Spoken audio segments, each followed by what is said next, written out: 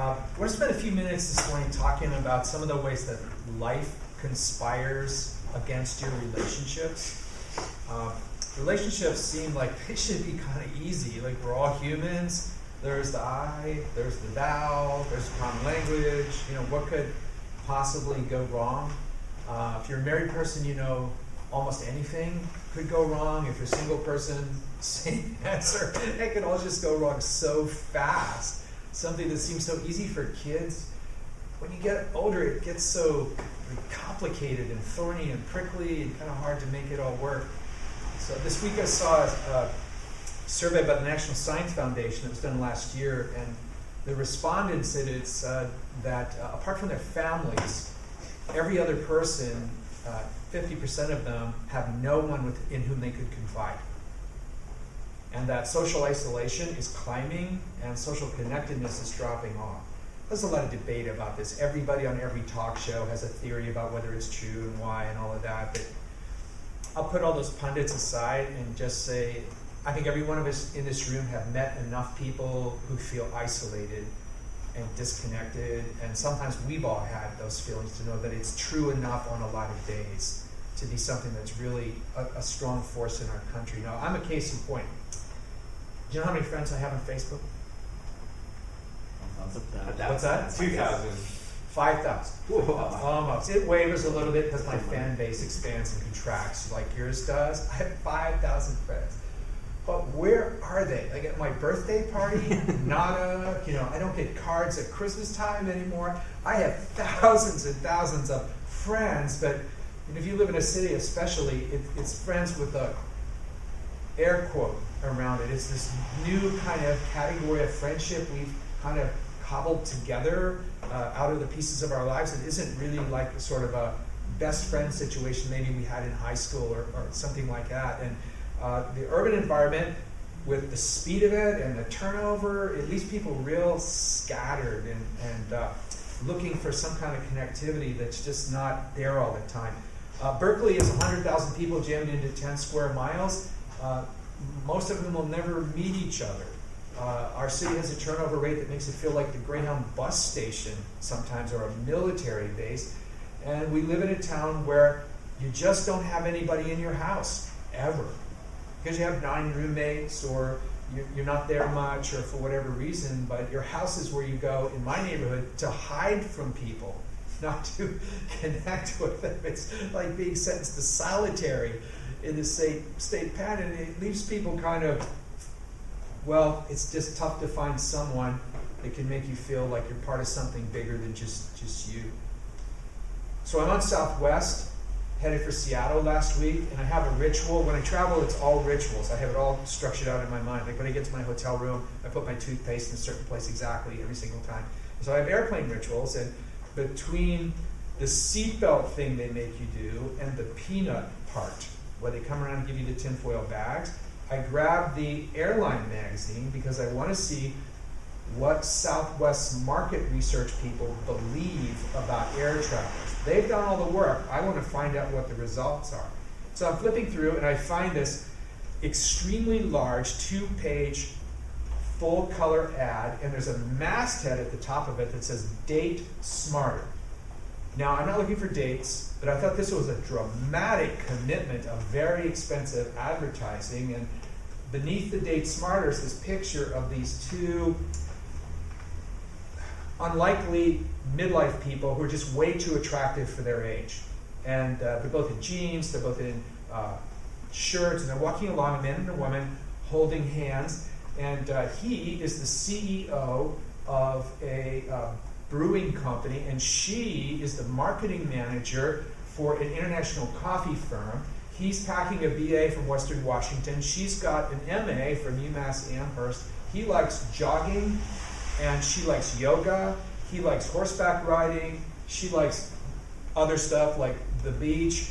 And they have been brought together by the people who have put this ad in the magazine. It's a group called It's Just Lunch. Have you seen that? And the idea behind the business is, you are so busy because you're so good looking. Everybody wants your time.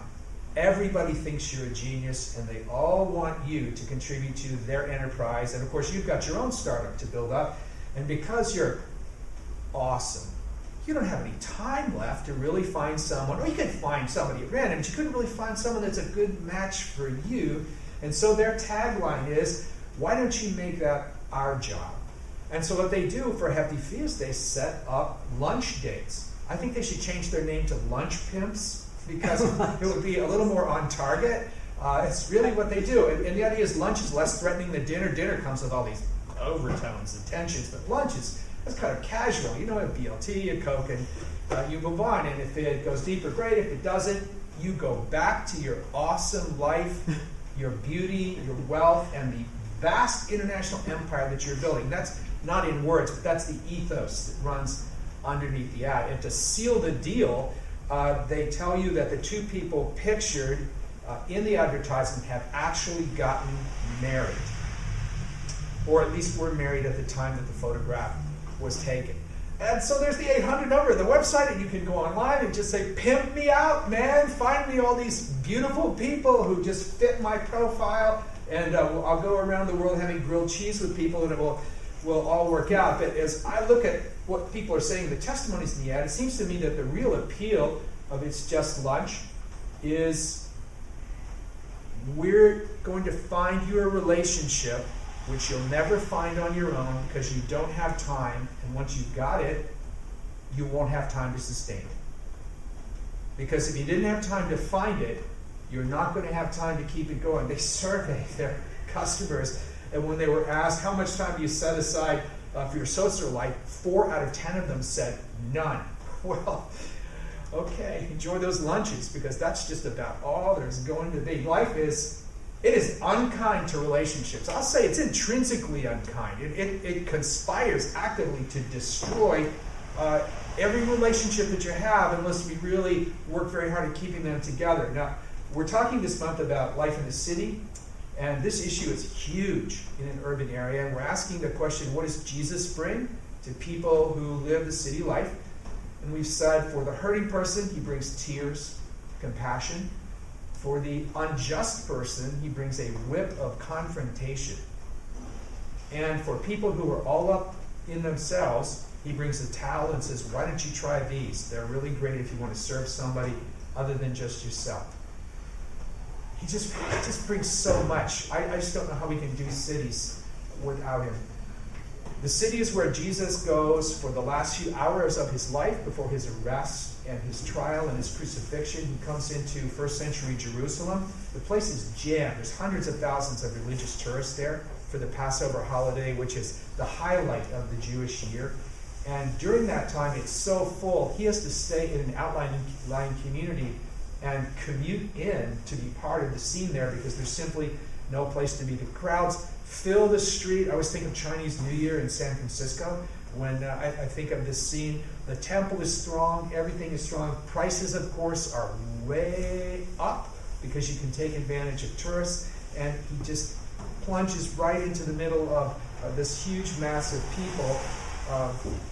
One scholar says that loneliness is when my demand for social connectivity is higher than the available supply. It's a market theory.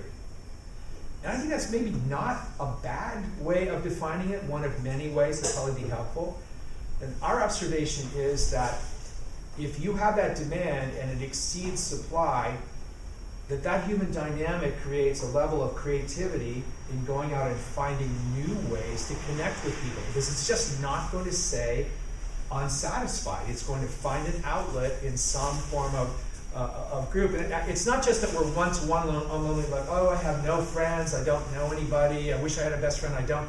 It's that hunger to be part of a community, something more, be in a circle that involves some other people, and not just have a good friend here, my best friend from high school, I talk to on Facebook, but to be in a circle where I can look around and see the other people, whether it's in skin or electronically, but I feel like I'm enclosed and part of this really tight group. If you've ever been on a sports team, the terrible thing about it is that it ends.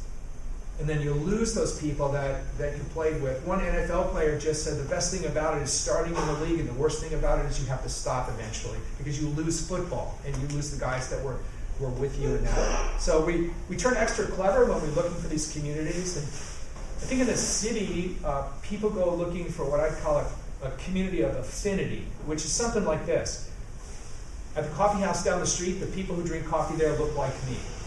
And so I'm going to go there and make that my affinity community because it's just easier to get involved with people that don't have as many differences as I might have with somebody else. I mean, it's not a negative thing or a bad thing, but it is a way that people try to solve the imbalance between this demand and a supply that's just too small. Sometimes we form a community of style. My jeans are on trend, not my jeans personally. My jeans are on trend, and so I go looking for people who also have on-trend jeans, or who resist trends and wear jeans that are countercultural, bold. And if I find them, those style cues tell me what their values are, and that means we could form a community of some kind because your style gives off, I don't know what it is, but invisibly, I think people can kind of, or they can make assumptions about what your internal life is by the way you look. The Old Testament says man looks on the outside, and God looks on the heart, and we can build little circles around that. And a third way I've seen in the city is people building communities of convenience. This is really assisted by the transience, the constant turnover here, and things like social media and mobile technology. Because if you play your cards right, transience becomes an advantage because it gives you more options for partners. And so we're at one of our coffee places, which is one of our little communities, and one of the people that works there begins to give us a demonstration on how to use Tinder to find dates. Not that we were looking for them, but it just came up in conversation, and my wife is an expert on mate selection. We mentioned that, and the cell phone came out, and our friends began opening up. They opened up the app, and they showed us how you find prospective partners on Tinder, which is basically, it's a picture system. You see the picture. If you like the way the person looks, you flip through the pictures. Flip, and you say, oh, he's cute, she's cute.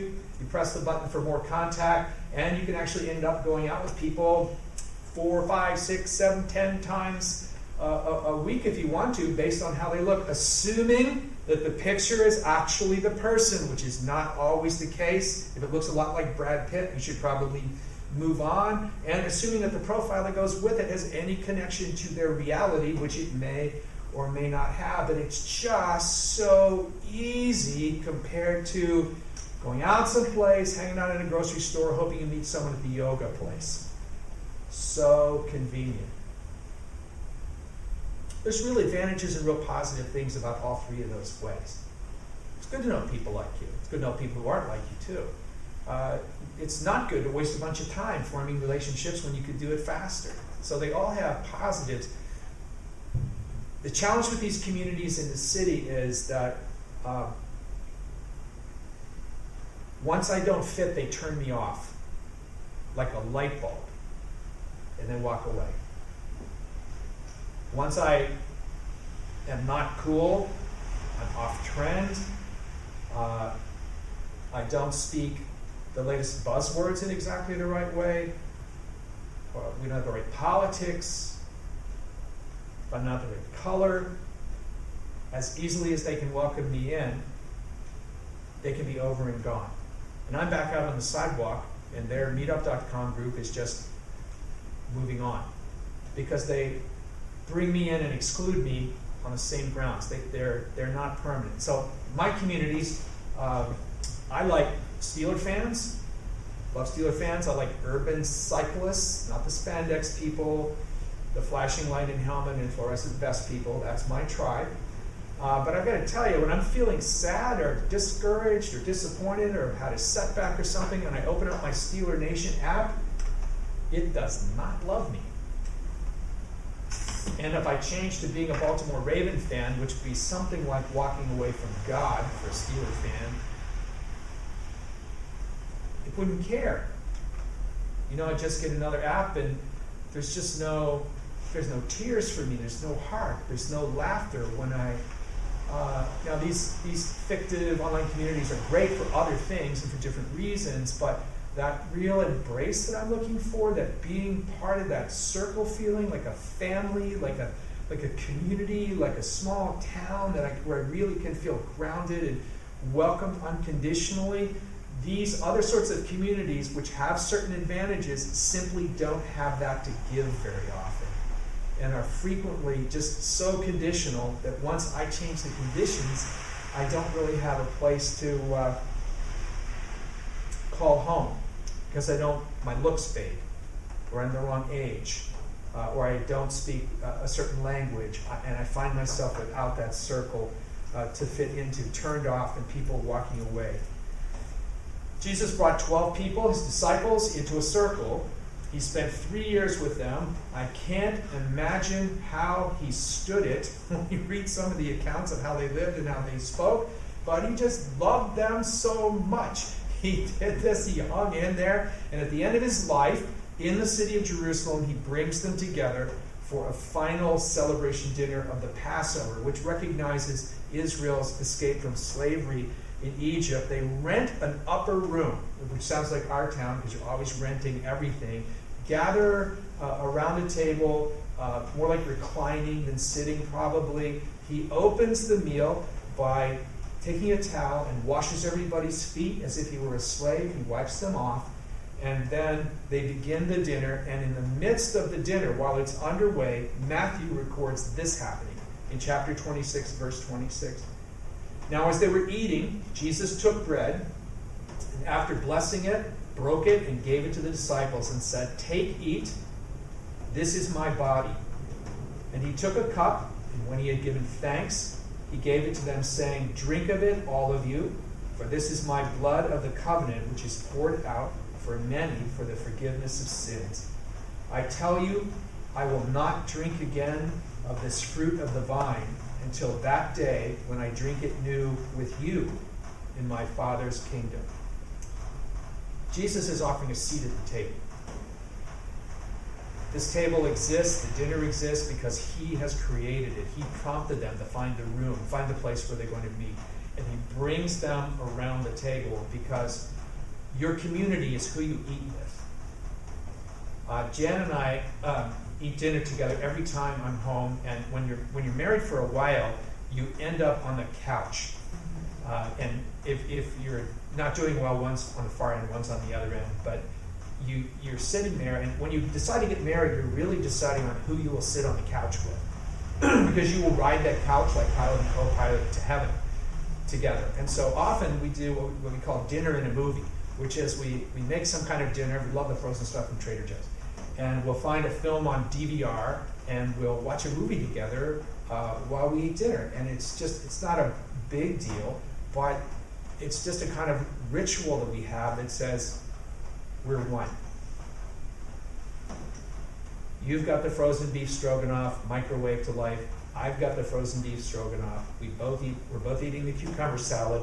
I'm drinking a Diet Pepsi, so are you. We're together in this. We're one. If you break bread with somebody, with a group, that's your town. That's your family. That's why athletic teams eat meals together before games. That's your town. This is my house. This is my family. This church started as a series of dinners at our dining room table.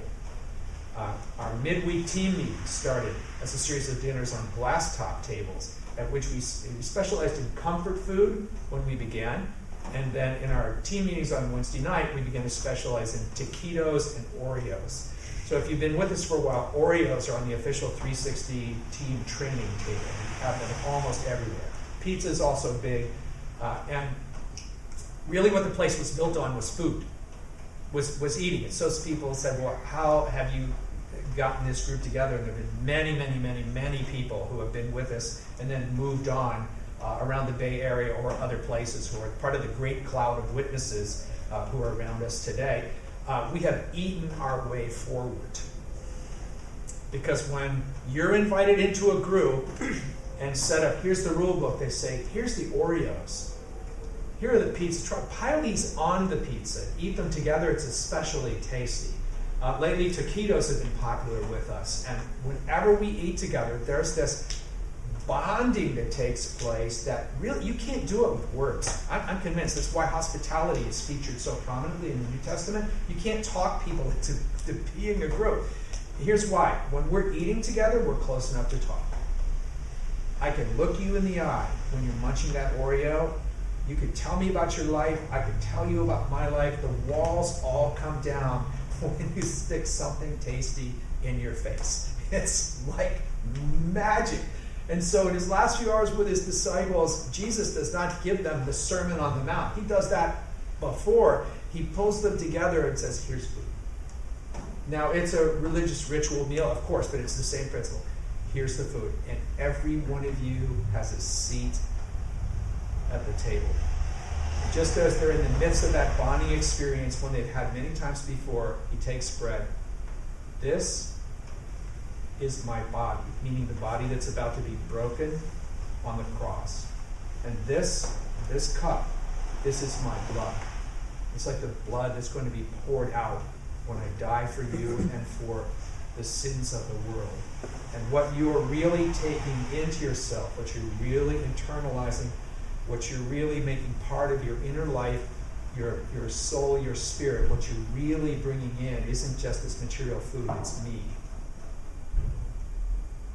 Because I'm the host of this meal.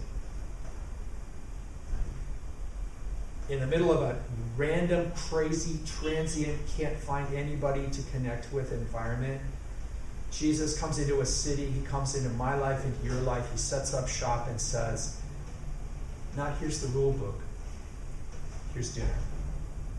And what I'm going to offer you is the sacrifice I've made on your behalf as the foundation of everything. And out of that sacrifice comes a new kind of community, a new kind of circle.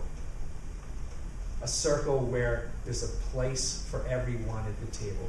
A circle where the walls between people who want to come to the table come down. A circle where if I have a wayward time, that seat stays there.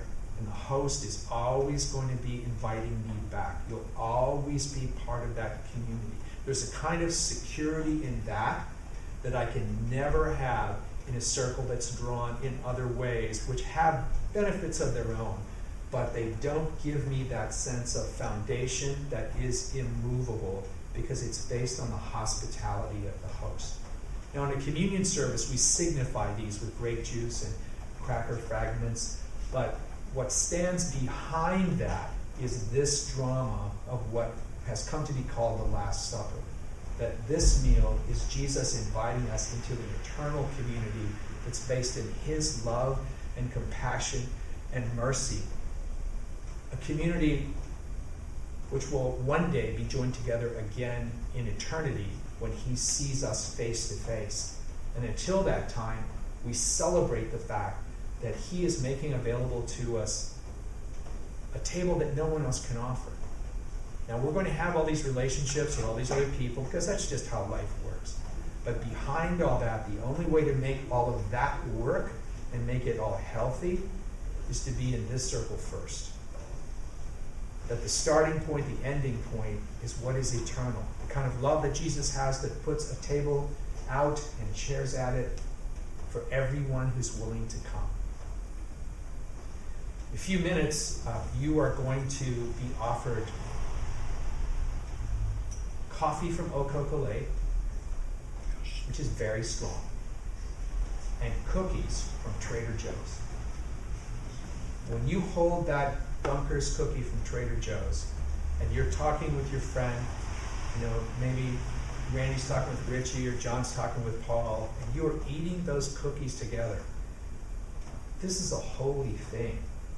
Because what it recognizes is we all get to share this table. Whether we're having communion or not isn't the point. It's the relationship we have with each other and with Christ, because we have all come to him based on his sacrifice. And that's what Jesus brings to this city. The opportunity to be part of something that won't kick you to the curb when your genes are off trend, or when you age out a little bit, or when you're not a student anymore, or when you buy an SUV because you need one and it's not environmentally sound, or whatever the reason is. There is always going to be a community, a table where you will be welcome, no matter what else happens at the tables that are set up for other good reasons, but are not eternal in nature. Without that foundation, what will happen is the other stuff captures your life and drags you away. And you become a fan instead of a follower. And one day, when you're not good enough, not pretty enough, not awesome enough, like the people in the Just Dating ad, they'll find somebody else who is awesome enough. And the Lord will still be there with your seat saying, here it is. Just sit here first, and the rest of it will fall into line. Sit here last, and none of the rest of it will ever make sense. When you take that Trader Joe's cookie today, I want you to feel like that's almost a sacramental act. When Randy grabs one of the chocolate ones and Jorge grabs one of the spicy ones, and you guys eat and talk to each other, what you're saying is, it's a fine thing to have a seat at this table. Look at the people who are there with me.